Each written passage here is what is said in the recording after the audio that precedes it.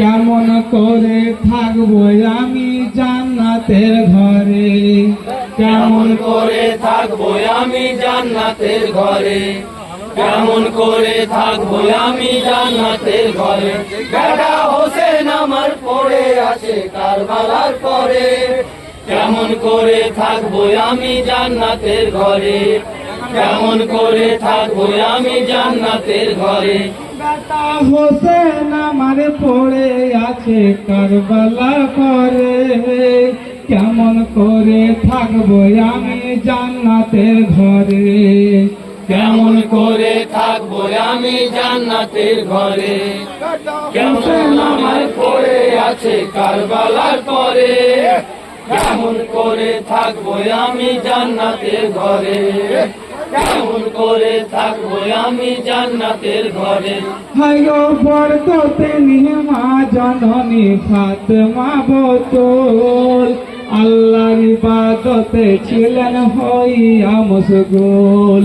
হোসেন হোসেন শব্দ শুনে হলেন যারে যার, কান্দিতে কান্দিতে এলেন কারবালার মাঝার। সীমার পাপি বসে আছে বুকের ওপরে, কেমন করে থাকবো আমি জান্নাতের ঘরে, কেমন করে থাকবো আমি জান্নাতের ঘরে। বেটা হোসেন আমার পড়ে আছে কারবালার পরে, কেমন করে থাকবো আমি জান্নাতের ঘরে, কেমন করে থাকবো আমি জান্নাতের ঘরে। হায় গো ফাতেমার কান্দনে কাঁদেন জমিন আসমান, শেরে খোদা হাইয়ো তালি নবী দো জাহান। যে বদনে বাতাস দিতেন ফেরেশতা খোদার, দিনের নবী চুম্মা দিতেন হাজারো হাজার। সে বদন আজ লাল হইল কাফের তীরে, কেমন করে থাকবো আমি জান্নাতের ঘরে, কেমন করে থাকবো আমি জান্নাতের ঘরে। বেটা হোসেন আমার পড়ে আছে কারবালার পরে, কেমন করে থাকবো আমি জান্নাতের ঘরে, কেমন করে থাকবো আমি জান্নাতের ঘরে। হায় গো ইমাম বলেন শোনো সীমার আসমানে তাকাও, জহুরে সময় হয়েছে নামাজ পড়তে দাও। নামাজ যদি কাজা করি দুনিয়ায় থেকে, কেমনে মুখ দেখাইব হাসরে খোদায়। পড়িব আল বেদা জমা কারবালা পরে, কেমন করে থাকবো আমি জান্নাতের ঘরে, কেমন করে থাকবো আমি জান্নাতের ঘরে। বেটা হোসেন আমার পড়ে আছে কারবালার পরে, কেমন করে থাকবো আমি জান্নাতের ঘরে, কেমন করে থাকবো আমি জান্নাতের ঘরে। হায় গো আঘাতের ফলে আঘাত করছে বারবার, সীমার অত্যাচারে হোসেন হলেন বেকারার। নানা নানা বলে ডাকেন পারেন বারবার, কোথায় আমার দোস্ত নানা দেখা দাও একবার।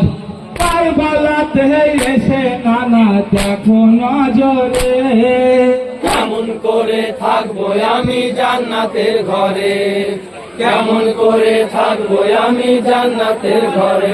বেটা হোসেন আমার পড়ে আছে কারবালার পরে, কেমন করে থাকবো আমি জান্নাতের ঘরে, কেমন করে থাকবো আমি জান্নাতের ঘরে। হায় গো পক্ষ হতে ওঠে সীমার হোসেনের কথায়, তোর মনোযোগ করিলেন হোসেন দয়াময়। আল্লাহু আকবার বলিয়া সেজদাতে মশগুল, হুকুমে ইলাহি সেজদা হইলেন কবুল। মারহাবা ধ্বনি আরশের পরে, কেমন করে থাকবো আমি জান্নাতের ঘরে, কেমন করে থাকবো আমি জান্নাতের ঘরে।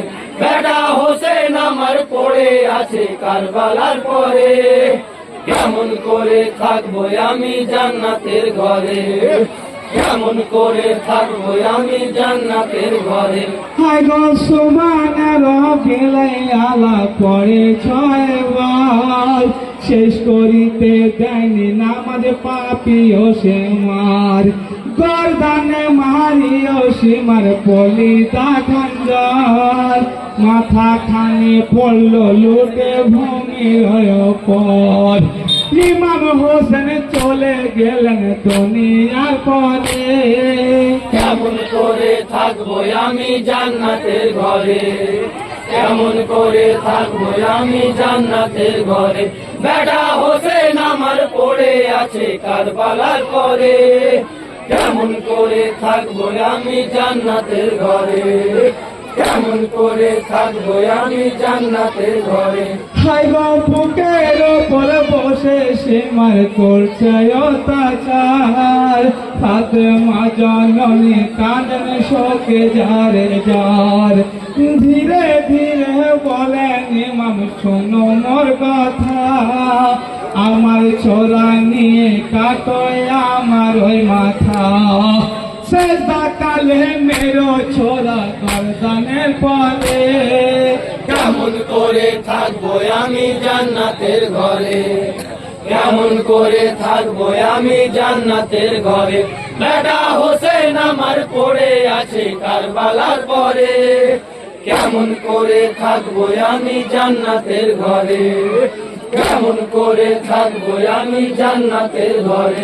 হায় গো শূন্য ধরে দেখে মাতা মরু কারবালায়, আসমান ভাঙিয়া মায়ের পড়িল মাথায়, চন্দ্রমুখে ডাকো একবার আম্মা জান বলে, দোলা হতে ওঠো এসো মায়ের কোলে, কোথায় আমি খাবো চুমা মাথা নাই ধরে। কেমন করে থাকবো আমি জান্নাতের ঘরে, কেমন করে থাকবো আমি জান্নাতের ঘরে। বেটা হোসেন আমার পড়ে আছে কারবালার পরে, কেমন করে থাকবো আমি জান্নাতের ঘরে, কেমন করে থাকবো আমি জান্নাতের ঘরে। হায় গো পেটের কানন দেখে বলেন নবী দয়াময়, কেন্দ না বেটি ফাতেমা মরু কারবালায়, ও আদা করেছ মাগো ভেবে দেখো না, সাফাই করিতে হবে উম্মতের গুনাহ, সবুরে দরিয়া তুমি সবার ওপরে। কেমন করে থাকবো আমি জান্নাতের ঘরে, কেমন করে থাকবো আমি জান্নাতের ঘরে। বেটা হোসেন আমার পড়ে আছে কারবালার পরে, কেমন করে থাকবো আমি জান্নাতের ঘরে, কেমন করে থাকবো আমি জান্নাতের ঘরে।